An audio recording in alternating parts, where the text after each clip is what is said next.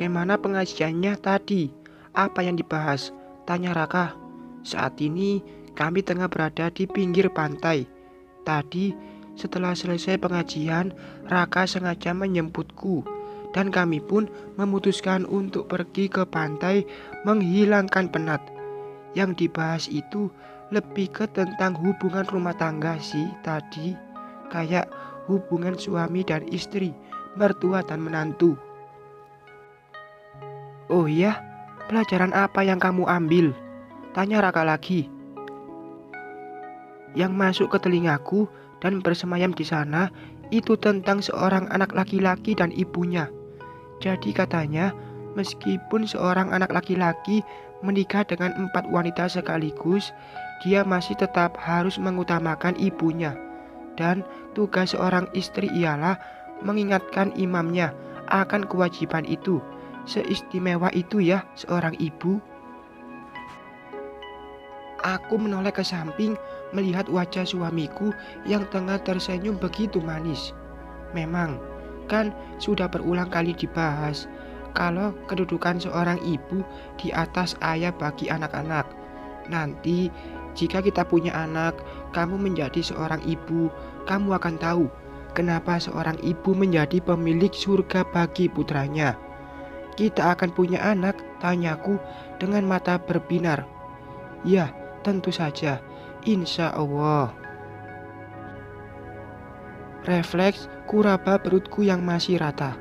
Rasanya tidak sabar untuk datangnya saat itu, di mana aku akan mengandung dan melahirkan seorang bayi untuk Raka.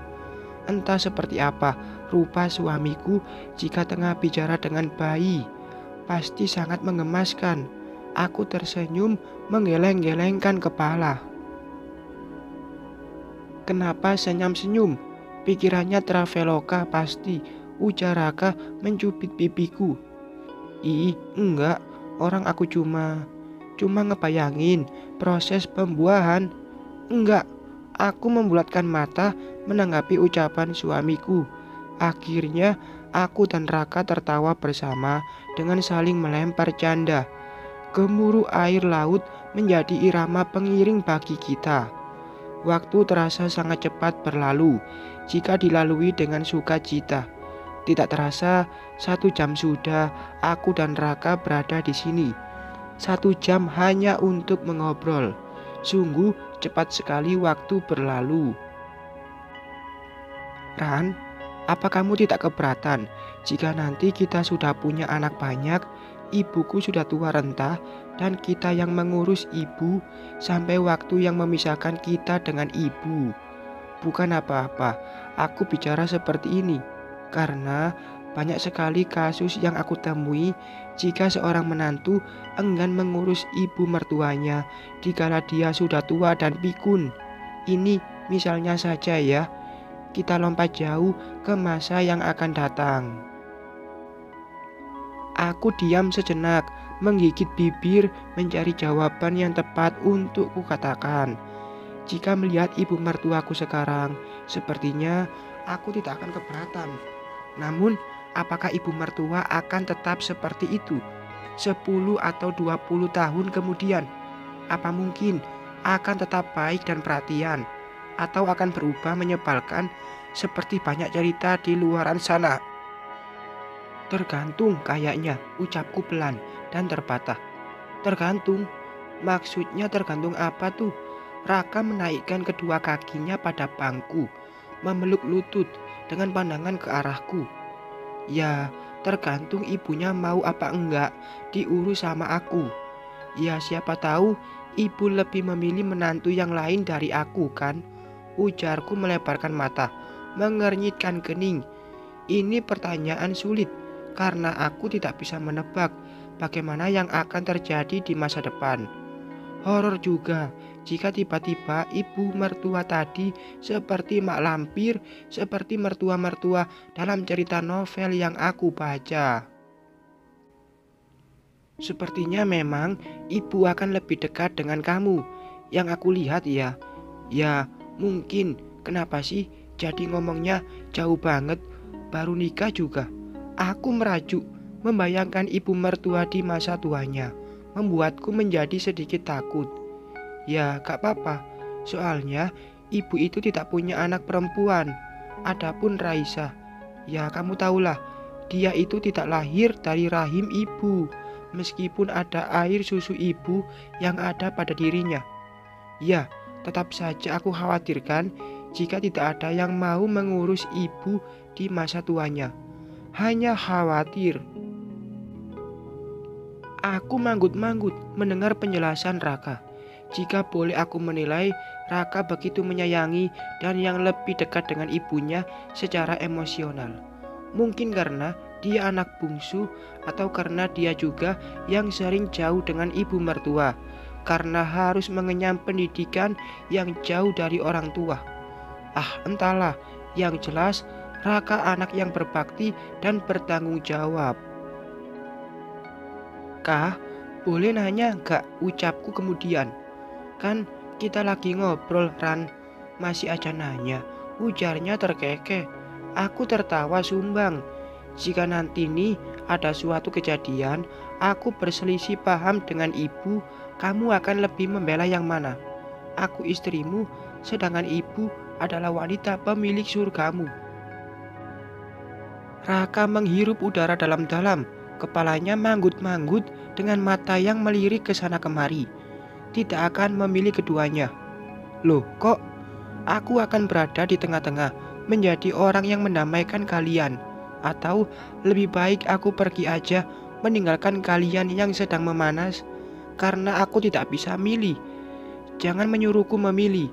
Ibu adalah surgaku, dan kamu adalah surga bagi anak-anakku. Aku tidak mau menyakiti keduanya.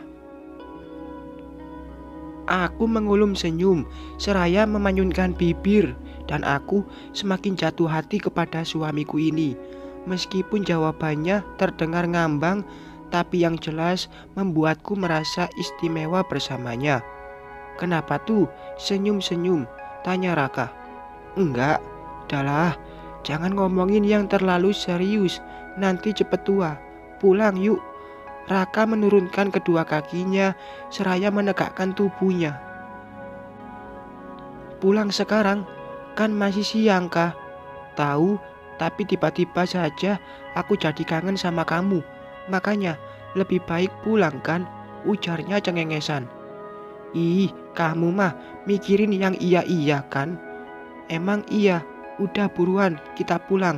Ujar Raka lagi menarik pelan tanganku. Mau tidak mau, aku pun menuruti keinginan dia. Pulang maksudnya, bukan yang iya-iyanya dia.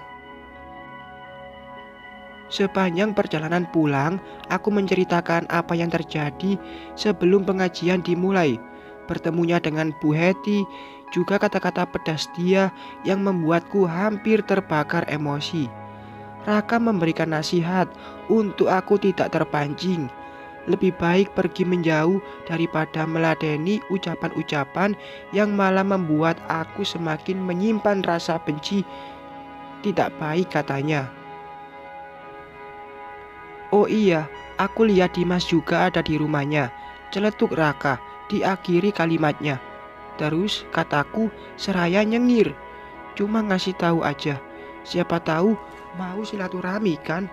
Idi, Kak kenal, jawabku ketus. Raka tertawa, malah sekali membahas pria itu. Sungguh pembodohan yang luar biasa jika teringat masa-masa dengannya. Mulutnya manis, tapi mengandung pemanis buatan yang lama-lama nanti bisa mengakibatkan keracunan. Aku menggeleng-gelengkan kepala, menepis bayangan semu tentang masa lalu. Dari mana, Ran? Jalan-jalan. Aku berteriak menjawab pertanyaan Mia ketika melewati rumahnya. Mia? Ada kabar baik gak dari dia? Tanya Raka lagi. Kabar apa? Menikah mungkin? Gak ada. Memangnya kenapa? Kamu nanya gitu? Aku penasaran. Tidak biasanya Raka membahas masalah pribadi orang lain, apalagi masalah perempuan. Enggak apa-apa. Tapi kalau dia mau nikah, kasih tahu aku. Aku siap kok. Apa-apaan? Siap apaan nih? Ujarku sedikit menaikkan volume suara. Raka menghentikan laju motornya karena kami sudah berada di depan rumah. Aku enggan turun sebelum dia menjawab pertanyaanku. Siap untuk menjadikan dia istri selanjutnya. Kan tadi kata Pak Ustadz, laki-laki boleh punya istri 4. Raka! Aku berteriak, seraya turun dari motor, mengejar dia yang sudah terlebih dahulu turun dan lari tunggang langgang ke dalam rumah. Awas, akan aku buat dia meminta lagi dan lagi.